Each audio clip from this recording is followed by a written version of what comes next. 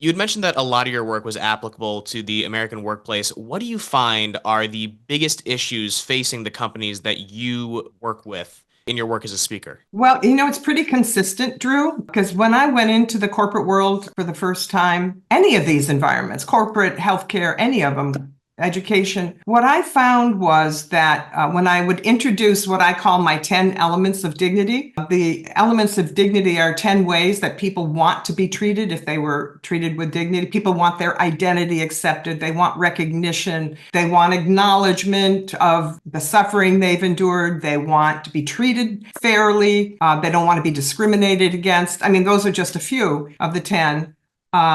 But when I went into the corporate world for the first time and introduced all of these elements of dignity, there was one that stood out that surprised me more than anything else. And that was the element of safety. And I thought, whoa, safety. And I make clear in my description of this element of safety that it's both physical safety and psychological safety as well. 80% of the respondents that I asked about which of these elements was most commonly violated in their work environment, 80% of them said it was safety.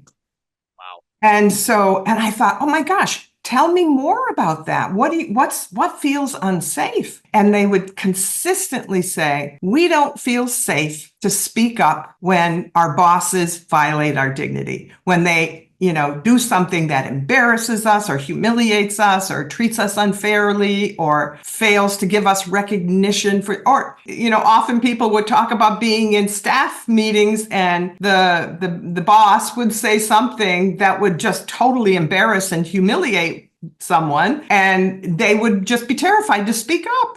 So the most common work that I do, apart from just laying out the dignity elements, all the basic building blocks of dignity, because there's about 5 basic building blocks that I make sure everyone on the leadership team or in the organization also has an understanding of. And so once I go through all of that, I introduce this idea that I learned from studying neuroscience, the social neuroscience. I introduced this idea that what these neuroscientists have done in their research is they would put people in these, these long fMRI, functional magnetic resonancing imaging. They'd like put them in a brain scan, basically. Oh, then they would flash above them, because they're lying flat, flash above them a video of someone having a physical injury. And they were watching for what part of the brain was illuminated when they experienced this physical injury. And it was always the most ancient part of the brain. It's where we experience deep emotion, pain, fight and flight reactions. But the most astonishing part of the research was that when they showed in this video above them a time when a person had their dignity violated,